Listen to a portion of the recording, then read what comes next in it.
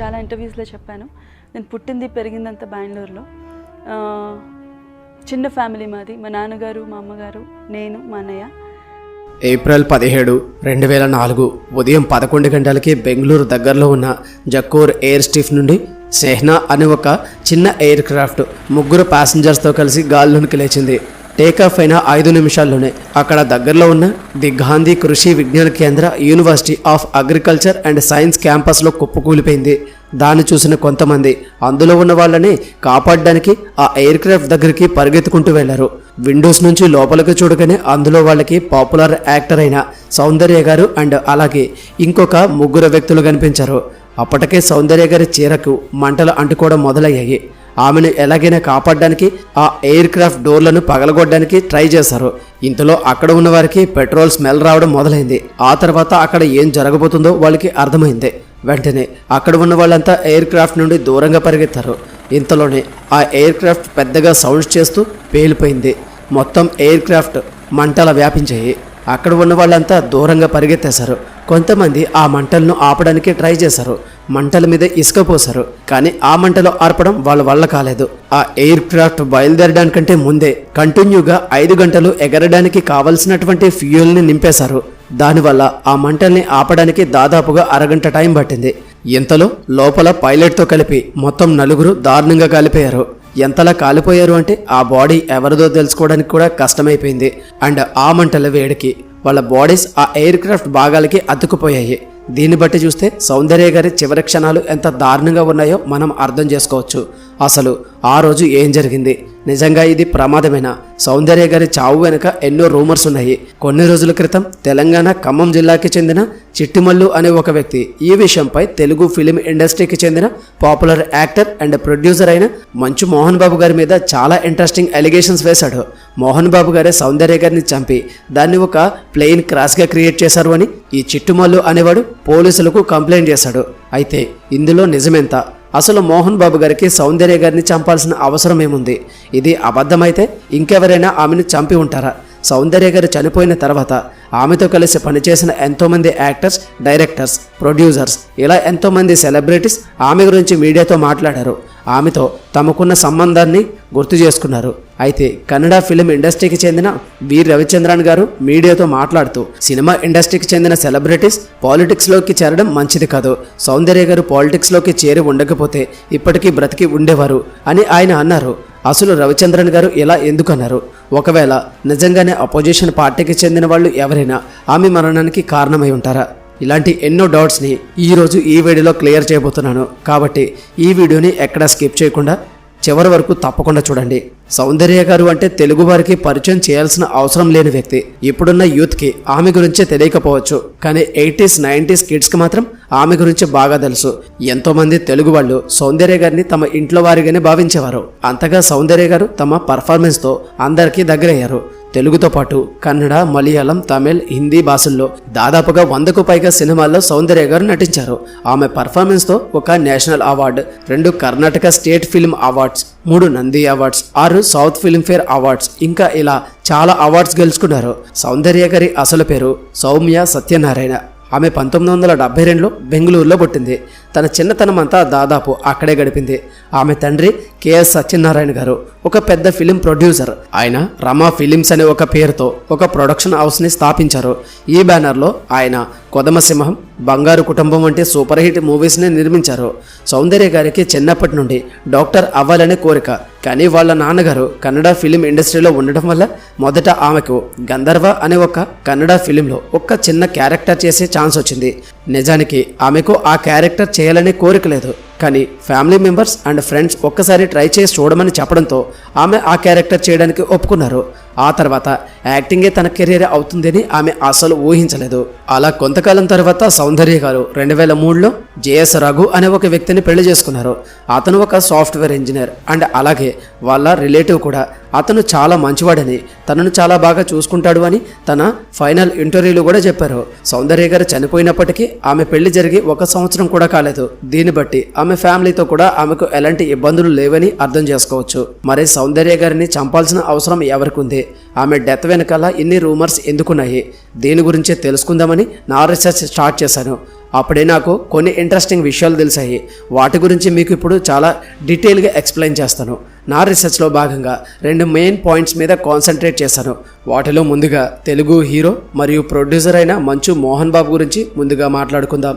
అయితే ఈ విషయంలో చిట్టుమల్లు అనే ఒక వ్యక్తి ఎంటర్ అయ్యి మోహన్ బాబు గారి మీద చాలా ఎలిగేషన్స్ వేశాడు. అంతేకాదు ఖమ్మం జిల్లా కలెక్టర్ గారికి ఒక లెటర్ రాశాడు అండ్ పోలీసులకు కంప్లైంట్ కూడా ఇచ్చాడు. అసలు ఆయన ఏమంటాడంటే, హైదరాబాద్లో శంషాబాద్ ఎయిర్పోర్ట్కి దగ్గరలో జూపల్లి అనే ఒక ఏరియాలో సౌందర్య గారికి 6 ఎకరాల్లో ఉన్న ఒక గెస్ట్ హౌస్ ఉంది.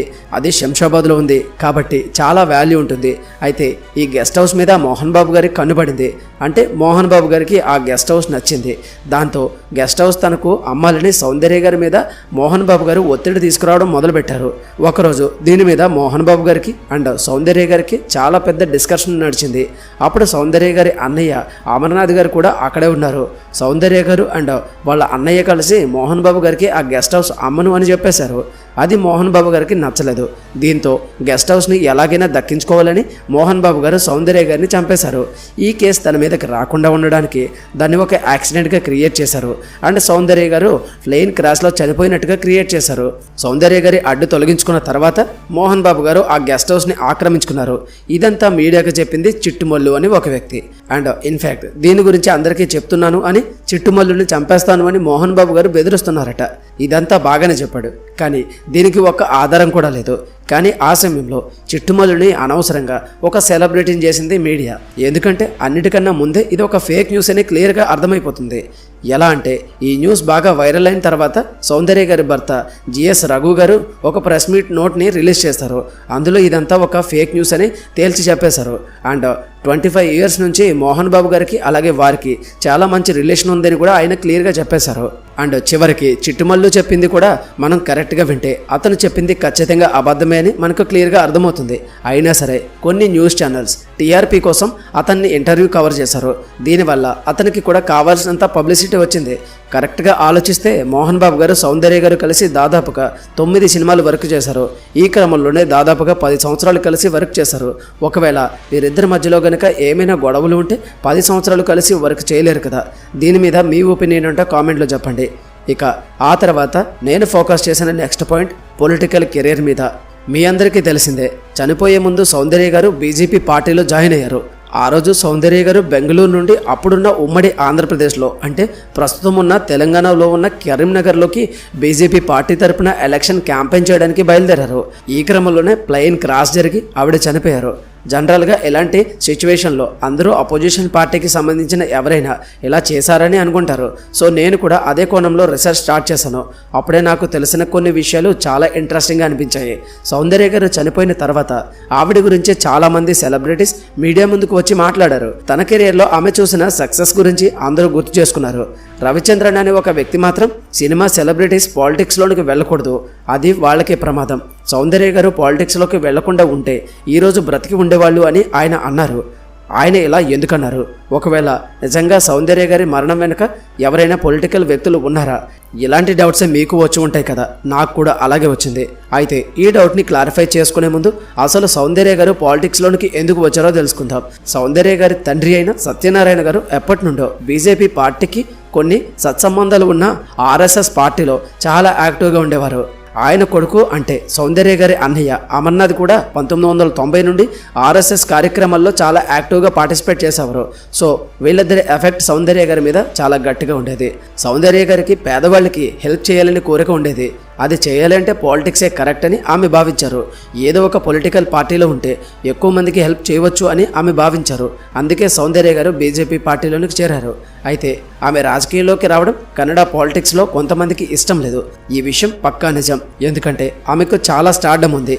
కాబట్టి ఆ స్టార్డమ్ని యూజ్ చేసుకుని ఆవిడ చాలా ఫాస్ట్గా పాలిటిక్స్లోకి ఎదుగుతుంది అని వాళ్ళు అనుకున్నారు. పాలిటిక్స్లో పాస్ట్లో కూడా ఇలాగే జరిగింది, లైక్ జయలలిత ఇన్ తమిళనాడు. అయితే పొలిటికల్ పరంగా ఆమెను ఎవరు చంపలేదు అనేది నా ఒపీనియన్. ఎందుకో ఇప్పుడు చెప్తాను వినండి. ఆ రోజు సౌందర్య గారు ఎక్కిన విమానం పేరు సెహ్నా 180. అది ఒక సింగిల్ ఇంజిన్ ఎయిర్ క్రాఫ్ట్. అందులో పైలట్తో పాటు 4 మెంబర్స్ వెళ్ళొచ్చు.